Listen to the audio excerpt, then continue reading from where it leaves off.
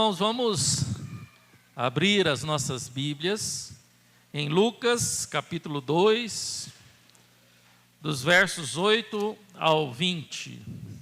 Lucas 2, do 8 ao 20.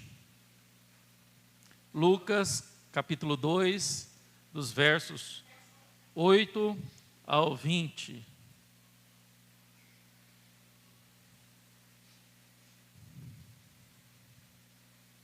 Pronto? Havia naquela mesma região pastores que viviam nos campos e guardavam seu rebanho durante as vigílias da noite. E um anjo do Senhor desceu aonde eles estavam, e a glória do Senhor brilhou ao redor deles, e ficaram tomados de grande temor. O anjo, porém, lhes disse: não temais, eis que vos trago boas novas de grande alegria, que o será para todo o povo. É que hoje vos nasceu na cidade de Davi o Salvador, que é Cristo, o Senhor. E isso vos servirá de sinal: encontrareis uma criança envolta em faixas e deitada em uma manjedoura. E subitamente apareceu com o anjo uma multidão da milícia celestial, louvando a Deus, dizendo: glória a Deus nas maiores alturas, paz na terra entre os homens a quem Ele quer bem. E ausentando-se deles os anjos para o céu, diziam os pastores uns aos outros: vamos até Belém e vejamos os acontecimentos que o Senhor nos deu a conhecer. Foram apressadamente e acharam Maria e José e a criança deitada na manjedoura. E vendo, divulgaram o que lhes tinha sido dito a respeito deste menino. Todos os que ouviram se admiraram das coisas referidas pelos pastores. Maria, porém, guardava todas essas coisas no coração. Voltaram então os pastores, glorificando, louvando a Deus por tudo o que tinham ouvido e visto, como lhes foram anunciados. Oremos. Pai querido, muito obrigado pela Tua palavra. Ministra, ó Deus, a Tua mensagem aos nossos corações. Me use, ó Deus, pela instrumentalidade do Teu Espírito Santo. Ilumine, ó Deus, a mente e o coração também do Teu povo que irá ouvir essa mensagem. Te peço, em nome do Senhor Jesus Cristo. Amém. Amém. Irmãos, o Natal é um período, assim como a Páscoa, um período de muita relevância e de muito significado para a cristandade brasileira. E quando a gente fala de significado, a gente lembra muito da curiosidade das crianças, né? Porque a curiosidade das crianças é uma curiosidade ingênua, mas elas buscam o quê? A entender, elas buscam a aprender, né? Lembro daquela velha história que é contada, daquela criancinha que estava lendo enquanto a mãe estava fazendo o almoço, e ela estava junto com a mãe, e ela perguntou: mãe, o que é virgem? Diz que a mãe ficou toda apurada: e agora, como é que eu vou ensinar isso para essa menina? Onde que ela viu isso? E diz que ela começou a florear a coisa, a falar de namoro, quando a mamãe e o papai namorou, e aí começou e suou bastante, e depois de muita confusão, né, ela pegou, virou a garrafinha de azeite e falou: e extra? Então, a gente percebe que as crianças são assim. Eu estou vendo a Carolina, né, foi alfabetizada, ela sai pelas ruas lendo as placas, ela vai lendo, juntando as letras e lendo. Então tudo ela quer perguntar, tudo ela tem curiosidade, tudo ela quer aprender. E ela quer aprender, né? Eu lembro da Ana Luísa, quando a Ana Luísa era pequena, a gente passou ali perto da delegacia, viu, Cleito? Aí ela leu Polícia Civil. E ela perguntou: pai, e a que não viu? Tipo assim, essa se viu, mas e a que não vê? Né? Aí a gente tem que explicar a situação toda e tudo mais. E nós adultos? Será que nós adultos somos curiosos? Será que nós adultos somos curiosos para aprender, para entender e, de fato, crescer no conhecimento? Ou que nós somos curiosos apenas para matar a nossa curiosidade? Como que é? Porque nós sabemos, irmãos, que tudo na vida tem um significado. Tudo na vida tem um propósito, tudo tem um sentido. Né? Acabamos de cantar, né, uma música que fala: eu sei o sentido do Natal. Mas será que sabemos o sentido do Natal? Sabemos o propósito, o significado do Natal realmente? Interessante que esse texto escrito por Lucas, Lucas, o doutor Lucas, o historiador Lucas, ele é um texto muito rico, diferente dos demais. Foi escrito para os gregos, que se dotavam ou se viam acima da média em sua intelectualidade. Então, o doutor Lucas, buscando investigar profundamente a história de Jesus, ele agora nos conta desses pastores em um campo, e que de repente um anjo apareceu a eles e cantou um cântico. Qual foi o cântico que os anjos cantaram? Eles cantaram: glória a Deus nas maiores alturas, e paz na terra entre os homens, a Ele quer bem. Né? E juntamente com esses anjos surgiu o quê?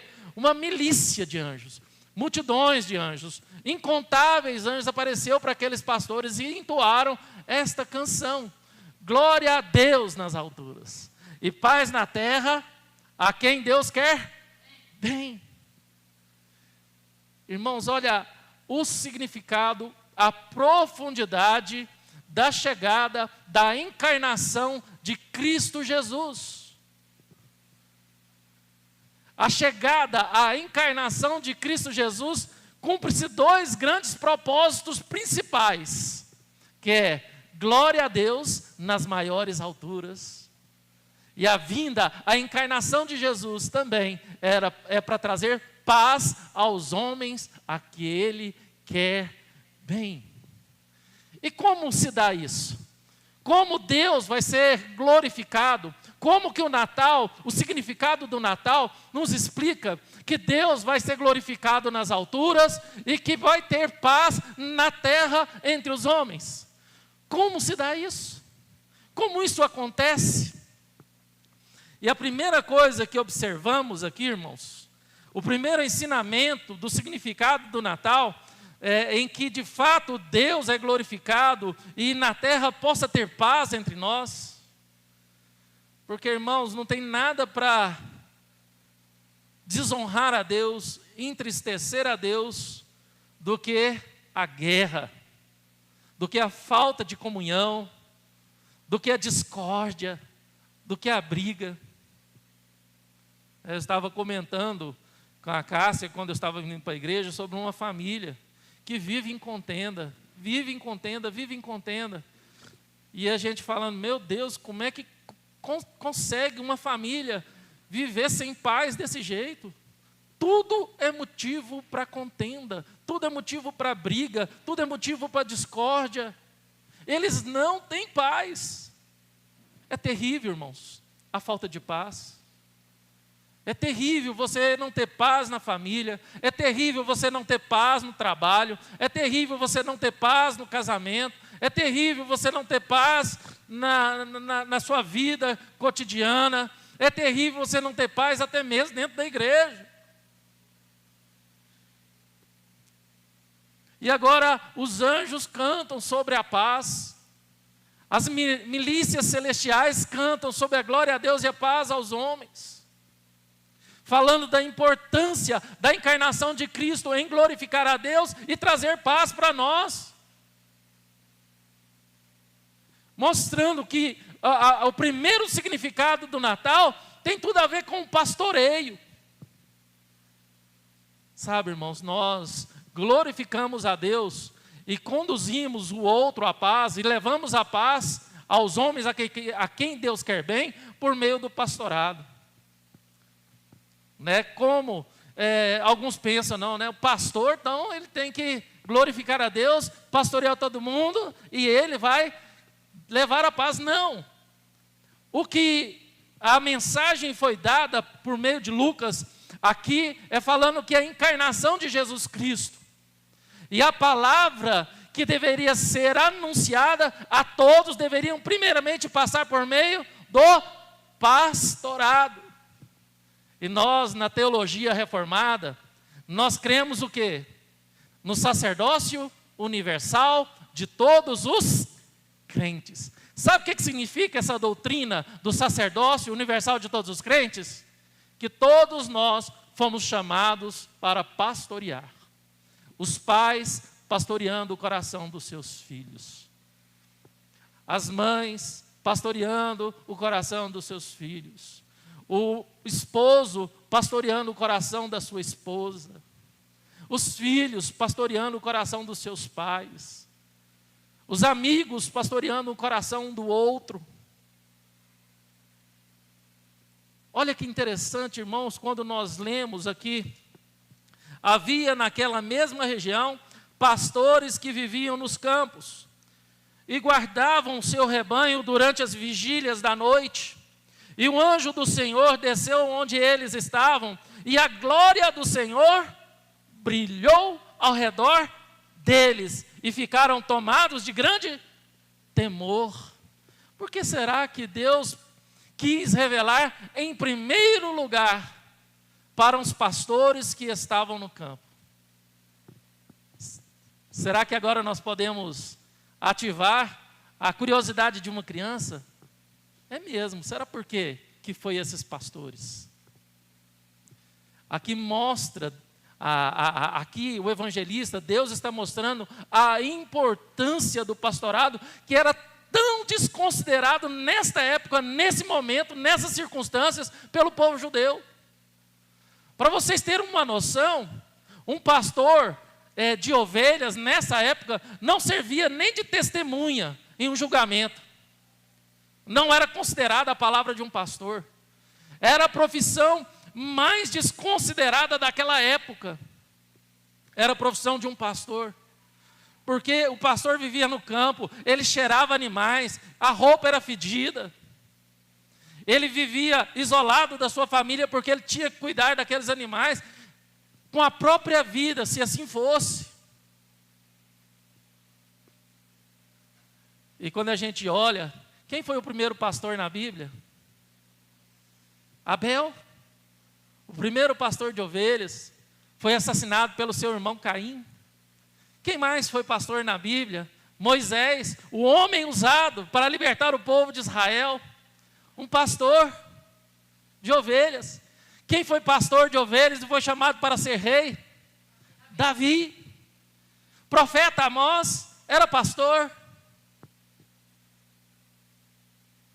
Irmãos, Deus agora mostra que aquele menino, Jesus Cristo, seria a expressão máxima de um pastorado que nós precisamos em nossa vida.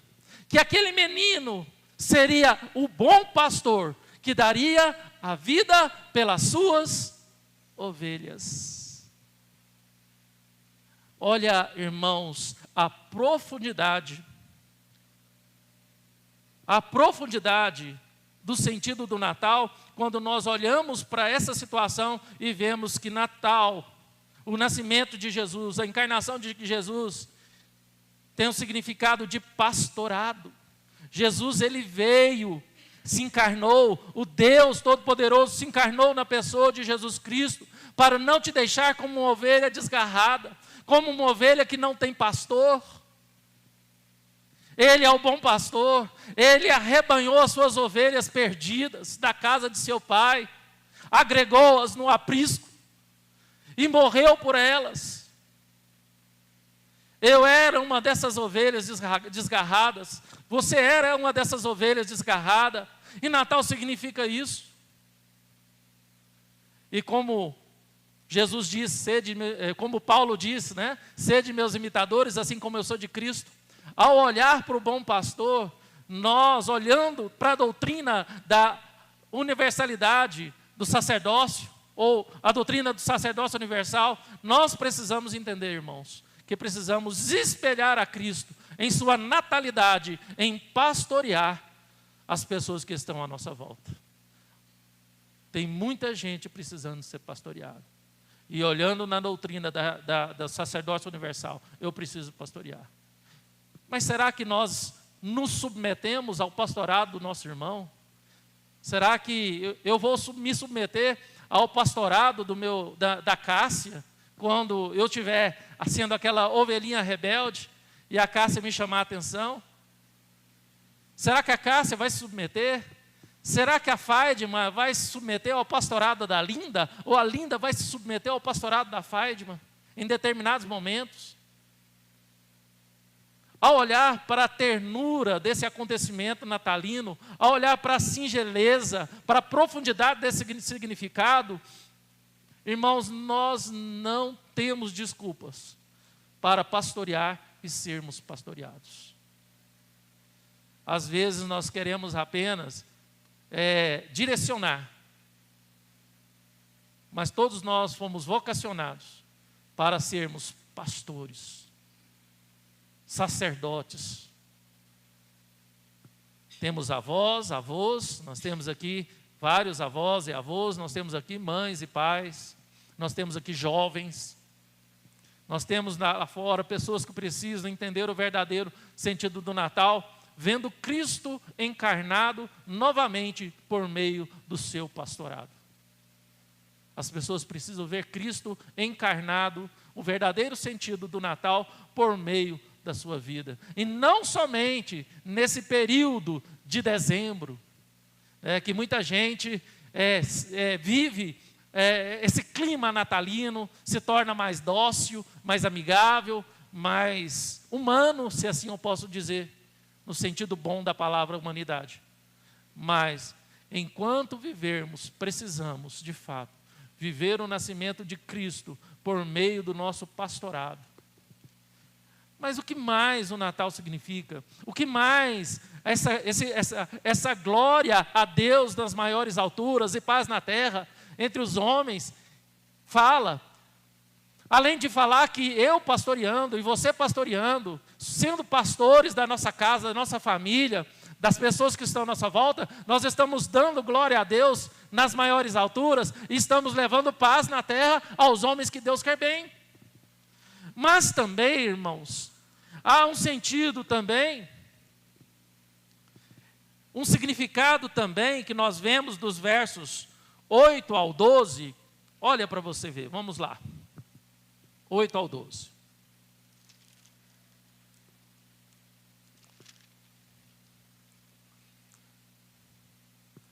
(13 a 14), desculpa, 8 ao 12 nós já trabalhamos. 13 e 14.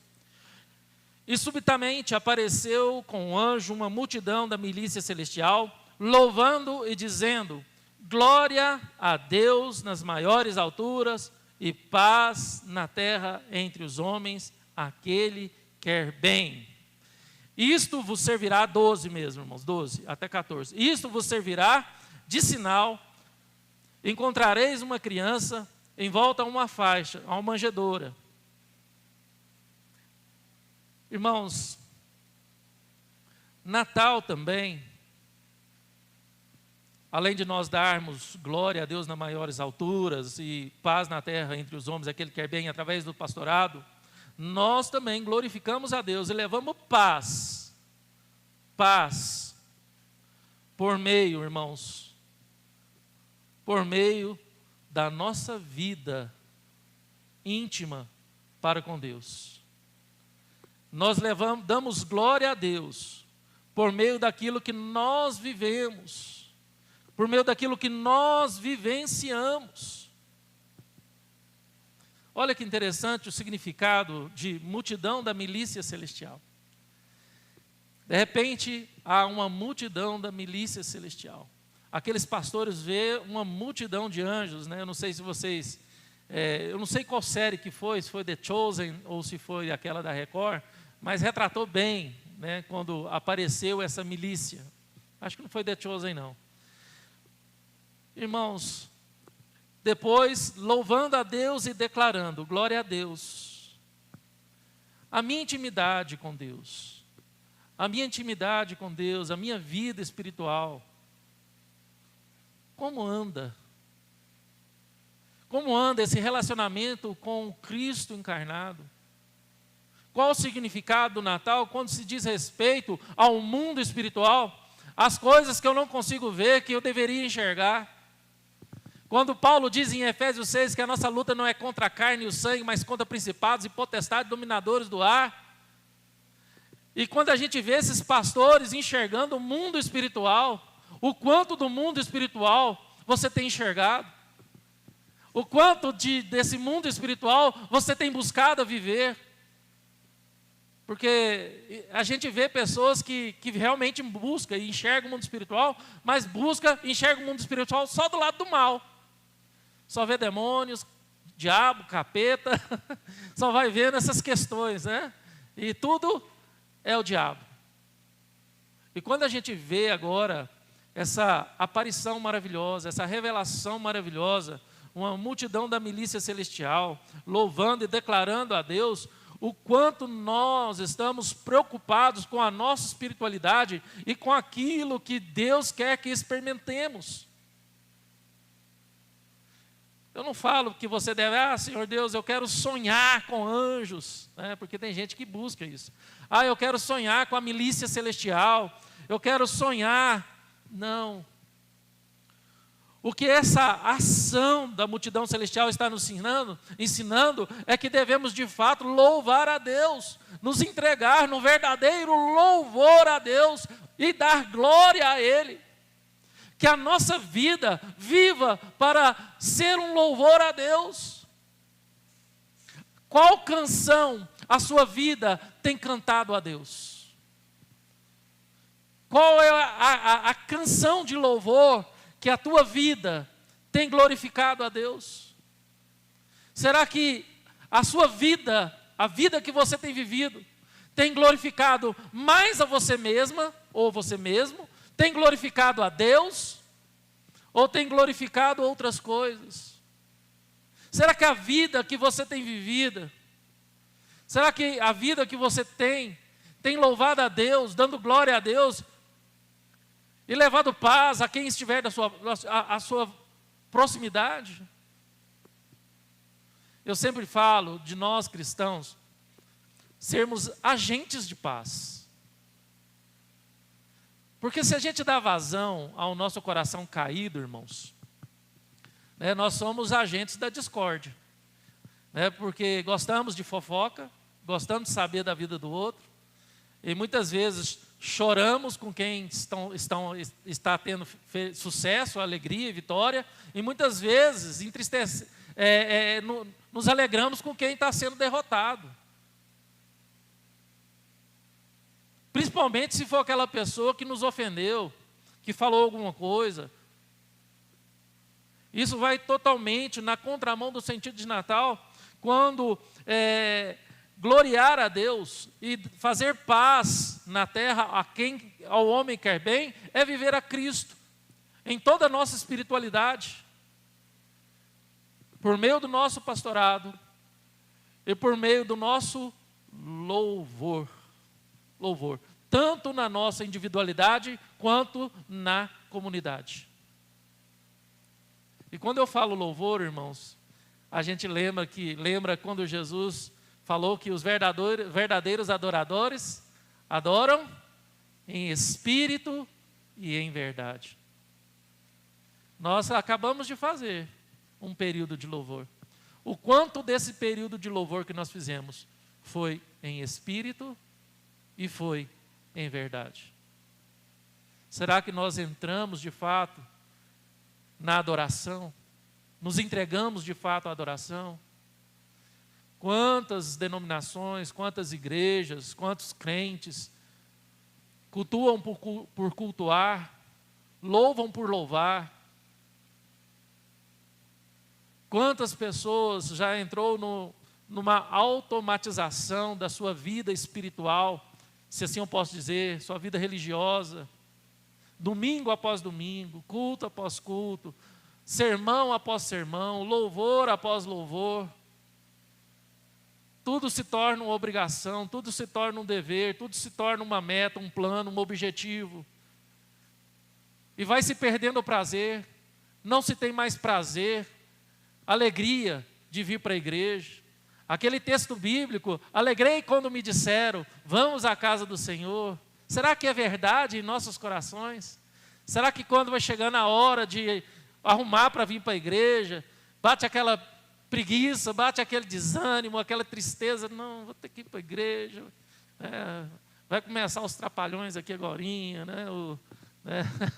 Estou perdido no tempo, né? Vai começar o Faustão, né? Nem Faustão tem mais, né? Mas era na minha época, né? Eu já faltei muito culto à noite para assistir os Trapalhões. Era mais ou menos na hora do culto. Eu chegava atrasado. Eu era adolescente. Então, o quanto, irmãos, o verdadeiro significado do Natal faz sentido para nós quando nós somos chamados a pastorear e quando nós somos chamados a louvar e cultuar a Deus com uma verdadeira sinceridade no nosso coração, com alegria, como esses anjos estavam louvando a Deus. A Bíblia diz que nós fomos criados em melhor condição do que os anjos. A Bíblia diz isso, que nós fomos criados em melhores condições do que os anjos. Deus nos escolheu para nos amar de uma forma especial, de que nem os anjos são amados, se assim eu posso dizer. De uma forma que você possa entender. E esses anjos aqui agora entoam esse louvor maravilhoso, dizendo para mim e para você, que Natal significa louvor a Deus, que se entregou, se humilhou, se encarnou, por amor a mim e por amor a você. E quanto isso faz a diferença. O quanto as coisas da vida nos anestesiou. O quanto as coisas ruins que passamos na vida, as decepções, as desilusões, até mesmo com pastores, com os líderes religiosos, com crentes dentro de igreja, nos tornou pessoas anestesiadas espiritualmente, pessoas que não têm mais prazer, pessoas que não têm mais alegria, pessoas que estão vivendo uma espiritualidade por obrigação, pessoas que é capaz de ver um anjo na sua frente e ignorar, pessoas que não têm mais prazer em ler a palavra, pessoas que não têm mais prazer em ter uma vida devocional, pessoas que não têm mais prazer na oração, pessoas que perderam totalmente o prazer e o sentido do Natal. Não tem mais significado, não quer mais aprender e viver o significado. O significado do Natal nada mais é, e nada menos é do que decorações, compras, festas em famílias, ceia e outras coisas a mais. E em último lugar, irmãos, do verso 15 a 20, Natal é uma mensagem de reflexão, para a gente refletir. Tem grande significado, nos desafia ao pastorado, nos desafia a adorar a Deus, mas Natal também nos desafia a refletir. Versos 15 a 20, olha como é que está. E ausentando-se deles os anjos para o céu, diziam os pastores uns aos outros: vamos até Belém e vejamos os acontecimentos que o Senhor nos deu a conhecer. Foram apressadamente e acharam Maria e José e a criança deitada na manjedoura. E vendo, divulgaram o que lhes tinham sido dito a respeito deste menino. Todos os que ouviram se admiraram das coisas referidas pelos pastores. Maria, porém, guardava todas as palavras, meditando-as no coração. Voltaram então os pastores, glorificando, louvando a Deus por tudo o que tinham ouvido e visto, como lhes fora anunciado. Irmãos, se Natal representa, de fato, um pastorado que glorifica a Deus e traz paz ao próximo, se Natal representa um verdadeiro louvor e adoração a Deus, que glorifica a Deus e traz paz ao próximo, o Natal também representa para nós um período de reflexão. A gente tem mania de refletir em tantas coisas da vida, tantas indagações da vida, a filosofia mesmo nos dá vários motivos de reflexão, de indagação. A gente quer entender tantas coisas da vida, a gente quer entender situações na casa da gente, na família, a gente tem pergunta para tudo, o porquê disso, o porquê que aconteceu aquilo, o porquê que eu tive isso, o porquê que foi comigo, por que está sendo assim, por que as coisas ficaram tão difíceis, por que as coisas nunca deu certo para mim, e nós nos enchemos de perguntas, por que agora, por que não antes? E as coisas de Deus? Porque quando a gente olha o Salmo 90, o Salmo de Moisés, o Salmo 90 fala do quê? Da eternidade de Deus e da transitoriedade humana. Moisés deixa claro para nós a realidade, a maravilha da glória eterna de Deus em detrimento à pequenez, à superficialidade do homem. Somos pó, somos vento, somos ervas que nasce e seca e morre ao meio-dia. Somos aqueles que, havendo vigor, chegamos aos 70, e a partir daí é canseira e enfado. Não é assim que Moisés fala no Salmo 90? Estamos sujeitos a muitas coisas nessa vida, mas ao olhar a palavra de Deus, ao olhar a esse período tão bonito, ao olhar o que a palavra nos traz, qual é o significado de tudo isso? Falamos de paz, Jesus é o príncipe da paz. Falamos de pastor, de pastorado, Jesus é o bom pastor. E agora fala de um menino que nasceu em Belém, numa manjedoura, em volta de uma faixa. E eu já falei isso na igreja várias vezes. Olha que interessante. Jesus, o pão da vida, nasceu aonde? Em Belém, Beit Lehem, casa do pão. O pão da vida nasceu em Beit Lehem, Belém. Olha, Deus revelando para nós coisas maravilhosas. Se Jesus é o bom pastor, se Jesus é o príncipe da paz, se Jesus é o pão da vida, o que mais eu preciso para viver o verdadeiro sentido do Natal? O que mais precisa para me sentir renovado? O que mais precisa para mim admirar esse nascimento de Jesus como esses pastores? O que mais precisa para mim guardar esse verdadeiro sentido no meu coração e fazer com que eu glorifique e adore a Deus pelo caminho? Porque nós estamos no caminho, irmãos. Se você ler o livro de Atos, fala que cristãos são aqueles do caminho. Paulo fala o que? Combati o bom combate, completei a minha carreira, completei a minha caminhada e guardei a fé. Nós estamos no caminho, você está no caminho. Eu não sei quando a minha caminhada terá um fim, você também não sabe.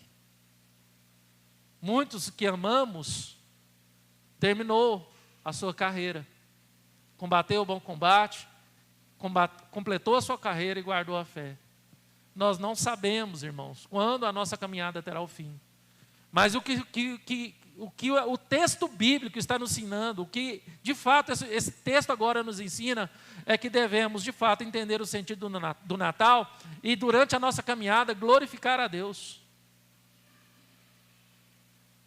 Porque um menino se nos nasceu, um filho se nos deu, e o seu nome é maravilhoso, Deus forte, Pai da eternidade, Príncipe da paz.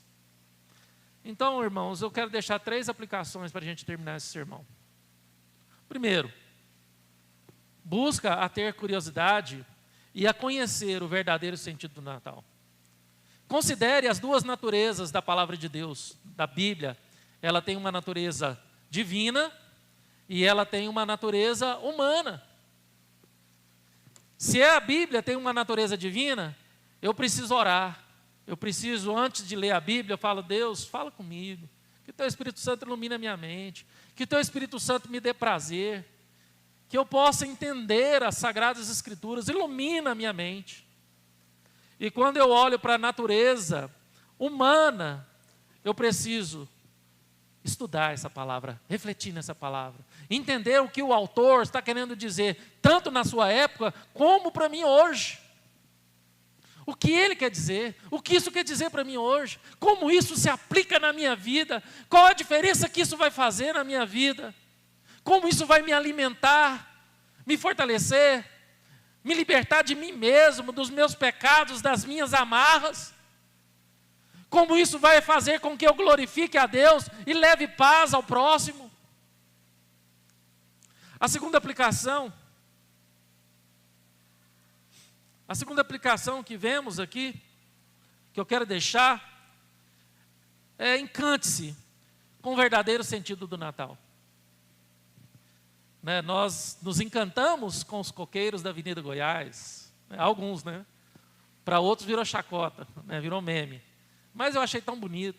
Nós nos encantamos com os enfeites lá do espaço do Oscar Niemeyer. Eu fui lá também, na sexta-feira. Que lindo que ficou, que apresentação maravilhosa que fizeram lá naquele espaço.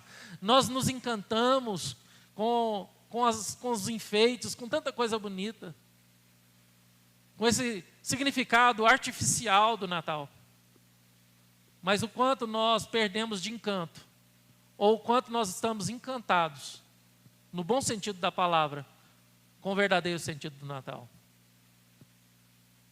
Qual é a diferença que a encarnação de um Deus todo-poderoso, detentor de toda honra, glória, louvor e adoração, no seu processo de humilhação, encarnando-se em um bebezinho, totalmente dependente da sua mãe e do seu pai, faz de diferença para mim e para você. Um Deus que não precisava nada disso, um Deus que não precisava fazer o que fez, Ele fez. Se humilhou por mim e por você. E terceira e última aplicação. Anuncie o verdadeiro sentido do Natal. Porque não é o canal que importa. O que importa é a mensagem, é o anúncio. O quanto nós temos anunciado desse verdadeiro Natal. O quanto nós temos anunciado desse amor de Deus, que se entregou a si mesmo, na pessoa do Filho, Jesus Cristo, por mim e você, por mim e por você. O quanto nós entendemos e anunciamos isso. E o quanto nós refletimos nisso. Então nós entendemos, irmãos, por meio desse sermão, que o melhor presente vem da cruz e não da chaminé. Que Deus abençoe o coração de vocês, a vida de vocês. E que o verdadeiro sentido de Natal faça sentido. Não só no dia de hoje, ouvindo esse sermão, mas também todos os anos, todos os dias da sua vida. Que Jesus possa nascer, florescer, estar de fato revelando por meio do pastorado que você deve exercer, por meio da espiritualidade que você deve exercer e por meio da reflexão na encarnação desse Deus poderoso que nos dá o verdadeiro sentido do Natal. Guarde isso, guarde essa mensagem no seu coração. Fique de pé, gostaria de orar por você.